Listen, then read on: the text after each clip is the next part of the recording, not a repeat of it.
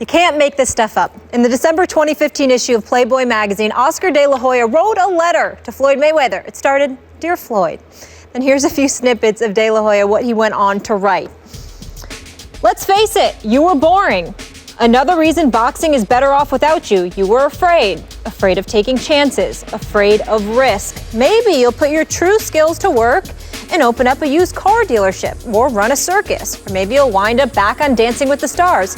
It's a job that's safe, pays well, and lets you run around on the stage, something you've been doing for most of your career." Skip? Yes? Oh, he's already smiling. Does he have... Look at this. Can you look at him? Does he have a point? Does he have a point? Yeah. I think he has like 100 points. Oh, you love It goes on and on. Are you every gonna frame point. this letter? Yes, dead on true. Way to go. Thank you very much, Oscar. I so appreciate you trying to enlighten my brother from another mother sitting across from me here, because let me count the ways on how many points he has. Please And do. by the way, I'm sure you're going to tell me there are hidden agendas here, there are axes to grind, there's bad blood. I get all that. But the truth is the truth. And let's go to point number one. Let's face it, Floyd, you were boring. What have I been trying to tell you for years on this show? I can't watch the guy fight, especially in the end against Alberto. It's just such a waste of my money. Another reason, says Oscar, boxing better off without you. You were afraid of taking chances, afraid of risk. What have I been trying to tell Stephen A. Smith for 5 years? Mock, mock, mock, mock, mock. Floyd is afraid. He says, Oscar, you should have fought Pacquiao 5 years ago, not 5 months ago. That, however, would have been too dangerous, too risky. Bingo. Thank you very much, Oscar. Another point scored. Here we go again. You're a very talented fighter, says Oscar of Floyd. The best defensive fighter of our generation. What do I always say? I give you that.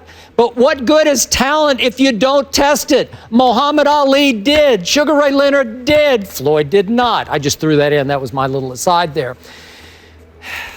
Floyd, says Oscar, the all talk, no entertainment model cheapens our sport. Do I ever agree with that?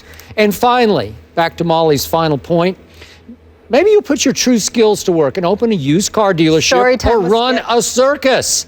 Or maybe you'll wind up back on Dancing with the Stars. It's a job that's safe, it pays well, and it lets you run around on stage. Bingo! Thank you. I need Preach, to work Oscar, on my quote reading. Yes, it's Next beautiful. level with you. Oh, man, this is so scathingly correct. Thank you, Oscar, for enlightening the few who listen only to him. Where do I start? First of all, Oscar and I have jabbed at each other in the past. I want to emphasize that that's all in fun. This guy was a champion. He's great for boxing. I got a lot of respect for Oscar de la Hoya. And I thought it was below the belt what Floyd did previously to instigate this response from Oscar de la Hoya when he brought up the drag stuff and you know, drug use or whatever. It's like you didn't have to go there just because he put Ronda Rousey on the cover, you know, of Ring Magazine, which Golden Boy Promotions owns, okay? So we understand that. So De La Hoya and I go back and forth, but it's all in fun. I got nothing but profound respect for that man. What he said about Floyd being boring is undeniable. And a lot of the fights that we saw, it was relatively boring. Let's not stop there. Let's decipher why it was boring. Could it be that it was boring because Floyd is a defensive magician? And because the defensive magician that he was, with all of these dudes, a Miguel Cotto, a Luis Castillo, a Ricky Hatton, you know, a Sugar Shane Mosley, you know, Canelo Alvarez, and ultimately Manny Pacquiao. All of these peeps were supposed to come at Floyd, and this dude, who was cautious, risk averse, devoid of power, the ultimate pillow puncher, according to Skip Bayless, was going to get his head knocked off. Then he got in the ring with these monsters coming at him and made them look irrelevant. That is what happened. I understand what Golden Boy Oscar De La Hoya feels. I can relate to the fact that he feels that way because HBO undoubtedly felt that way about Floyd. When you got somebody like the great Jim Lampley, who I consider to be the ultimate voice of boxing, I just revere that man. So do I. It was Howard Cosell and then it's Jim Lampley. Yep. There's only two voices that, I respect all the other guys that do it, but Jim Lampley is just phenomenal on another level, okay? I love Max, too. Max Well, no. Yeah, but Max is, but Jim, the roles are different. But I love Max Kellerman. My boy Max Kellerman does a great job. We all do. Here's the deal. Yeah, the Max is the man. But the point that I'm trying to make to you is that I understand, even when Jim Lampley reached a point where, he alluded to Floyd not being great for boxing. So I understand that. All I'm asking people to do is appreciate why that was the case. Yeah, he was risk averse, but he still showed up in the ring. You were supposed to go get him. The fight was a mega fight with Pacquiao because Pacquiao was supposed to go get him. Canelo Alvarez, the young lion at 22 years of age, was supposed to go get him. If you couldn't do it, that's your problem, okay? This brother made $1 billion in his career. He generated over $1.3 billion in pay-per-view sales. Brilliant. It ain't his problem that you can't get to him. Now let me get back to Oscar. Oscar De La Hoya. Take him off. Eye contact. He needs a single. Oscar De La Hoya, I can appreciate where you're coming from. You make some points, which I just explained. But are we forgetting about you, Oscar? Allow me to elaborate. Oscar had some great fights in his career. Before Sugar Shane, when he fought Fernando Vargas and shut Fernando Vargas' mouth up after Fernando Vargas had disrespected him and he TKO'd him in the 11th round. It was a great fight by Oscar. Oscar fought all comers. I give him a lot of credit for that. But there was a specific fight that I remember that resonates with me where I can prove beyond a shadow of a doubt, and Max Kellerman and all the boxing aficionados know this, I'm not telling you something new, where Oscar De La Hoya was everything that night that he accused Floyd of being. Oscar De La Hoya on September 18th, 1999, if I remember correctly, stepped into the ring against Felix Trinidad, Tito Trinidad. Trinidad, okay? The knockout artist with a left hook. This boy, Felix Trinidad, was special. And Oscar De La Hoya boxed a beautiful fight.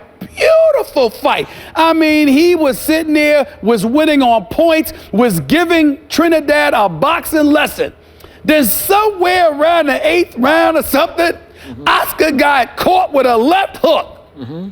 That brother got on his bicycle more than Skip Bayless got on treadmills after that. I mean, Skip Bayless can go on a treadmill for the next month and you will not have ran as much as Oscar De La Hoya ran those last 3 or 4 rounds against Felix Trinidad. Oh, no. Go back and see the fight, especially when you consider Oscar De La Hoya's style. The way he is known to fight, the fact that he's got a jab, that he had a left hook too, that he had a right hand, and this boy, listen, I wish I could speak Spanish. I would sit up there and speak in Spanish to my Latino brothers and sisters out in the world today, and I would ask Felix Trinidad to come on for Puerto Rico. I would ask him to come right on this show and confirm Oscar De La Hoya ran, literally ran. That's when he got called Chicken De La Hoya.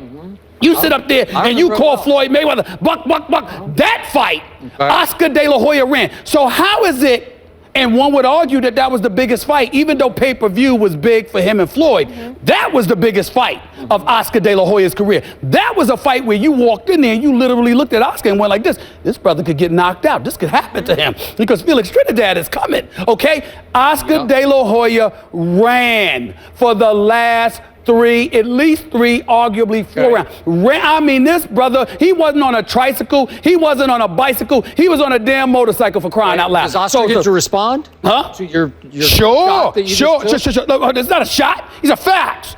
There isn't a boxing aficionado that would disagree with what I just said. Okay. He ran those last 3 rounds. Allow me to read the response from Oscar in this piece in Playboy. So what? To what? About Felix Trinidad, about that fight. Please. I didn't see that. Go ahead. Please. Oscar says, and I read, I'm quoting here, okay? Can't wait. I got into this business to take chances. I took on all comers in their prime, unlike Floyd, of course. The evidence? I lost 6 times after 31 wins. My first loss was to Felix Trinidad. And I learned a valuable lesson that is true both in the ring and in life. Do not run. So he's admitting that he ran in that fight. So what's the problem? But he said, I didn't stop there. I took on Sugar Shane Mosley at the height of his powers, undefeated, considered, he'd be best pound for pound in the world. And I lost again. So he just kept on challenging the best. Skip Bayless. Skip Bayless. I hear what you're saying, right? But Sugar Shane was moving up in weight. Sugar Shane didn't walk around as a natural welterweight like Oscar. Sugar Shane at the time, wasn't really that experienced at the junior middleweight division. You understand what I'm saying? So you were the bigger boy, all right? And Sugar Shane was moving up to fight you. The biggest fight, the biggest challenge of Oscar De La Hoya's career was against Felix Trinidad, and he admits it. Ran. All right then. So I'm right. Okay, but that was one time. Listen, look, one time. Wait a minute. Floyd can make the argument that Floyd fought the way that he has fought his entire career. Oscar waited for the biggest fight of his career to deviate from what we knew him to be and ran. What's worse? What's worse? When did Floyd pick to fight Oscar? When did he choose to fight him? What do you mean? No. Oscar was just a shell of himself. You're wrong there. At the end of the run. I want to tell you why you're wrong. Because at the time Floyd fought Oscar, Floyd, as Floyd described it to me, Floyd was the B fighter. Oscar was the A. Oscar was the one that picked when to fight Floyd. It wasn't the other way around. Remember how the Oscar was the guy back in 2007. What did Oscar look like in the ring that night? Oh, please. He looked like a ghost. He looked like a ghost against Pacquiao, not Floyd. Not Floyd. You're wrong. I want and to see everybody knows boxing it. in its I'm so prime surprised. again. I don't know if I'm going to allow you to talk about boxing. Yeah. I don't know what I'm allow. I don't even understand how you say these things. Can we talk about Dez? Because Darren Woodson's waiting. Yeah. Go ahead. All right. Dez Bryant, thank you for permission. Went off on an ESPN reporter. Darren Woodson joined